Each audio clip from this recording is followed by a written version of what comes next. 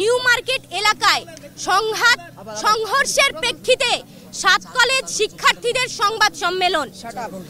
আমাদের দাবিসমূহ: 1. ঢাকা কলেজ সহ 7 কলেজের শিক্ষার্থীদের সঙ্গে ঢাকা বিশ্ববিদ্যালয়ের শিক্ষার্থীদের সংঘাতের দায় নিয়ে ঢাকা বিশ্ববিদ্যালয় প্রশাসনকে ক্ষমা প্রার্থনা করতে হবে এবং প্রো-ভিসি মামুন আহমেদকে পদত্যাগ করতে হবে। 2.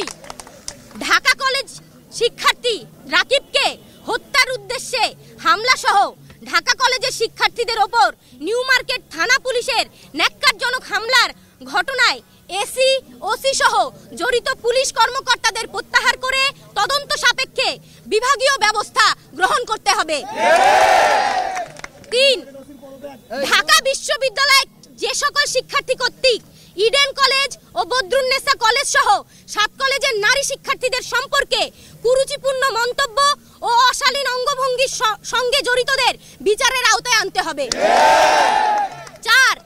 ঢাকা বিশ্ববিদ্যালয়ের সাথে 7 কলেজের একাডেমিক এবং প্রশাসনিক সম্পর্কের চূড়ান্ত অবসান ঘটিয়ে 24 ঘন্টার মধ্যে বাতিল করে শিক্ষার্থীদের দাবি অনুযায়ী স্বতন্ত্র বিশ্ববিদ্যালয়ের রূপরেখা প্রণয়ন করতে হবে। 5. উদ্বুদ্ধ পরিস্থিতি সমাধানের জন্য প্রধান উপদেষ্টা, শিক্ষা উপদেষ্টা, শিক্ষার্থী উপদেষ্টা নাহিদ ইসলাম, ইউজিসির সদস্য এবং ঢাবির ভিসির সমন্বয়ে 7 কলেজের শিক্ষার্থীদের প্রতিনিধি টিমের সাথে তাৎক্ষণিক উচ্চ পর্যায়ের মিটিংয়ের মাধ্যমে এই ঘটনার সমাধান করতে হবে। 6.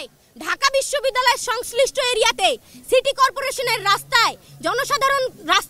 জনসাধারণের জন্য উন্মুক্ত করে দিতে হবে। আপনারা জানেন 7 কলেজ 2017 সালের পর থেকে অধিভুক্ত হওয়ার পর থেকে 7 কলেজের শিক্ষার্থীরা বারে বারে রাস্তায় নেমেছে, বলেছে আমাদের সংকট নিরসন করেন। আমরা বারবার বলেছি এই যে শিক্ষার্থীকে বারে বারে মুখোমুখি দাঁড় না করিয়ে এই সংঘাত না তৈরি করে এই বিষয়টির একটা সৃজনশীল সমাধান আপনারা দেন, কিন্তু এই সৃজনশীল সমাধান যতদিন পর্যন্ত দেওয়া না হবে এই সংঘর্ষ কিন্তু চলতেই থাকবে। এই কথা কিন্তু আমরা স্পষ্টভাবে বলে দিতে চাই। তাই আমরা বলছি অতি সত্বর 7 কলেজের এই যে সংকট, সেই সংকটের সমাধান করতে হবে। যে 24 ঘন্টা সময় দিয়েছে সেটা একটু আমরা সংশোধন করলাম, সেটা হচ্ছে 4 ঘন্টা হবে। 4 ঘন্টার ভিতরে বিকেল 4টার মধ্যে প্রো-ভিসি মামুনকে পদত্যাগ করতে হবে।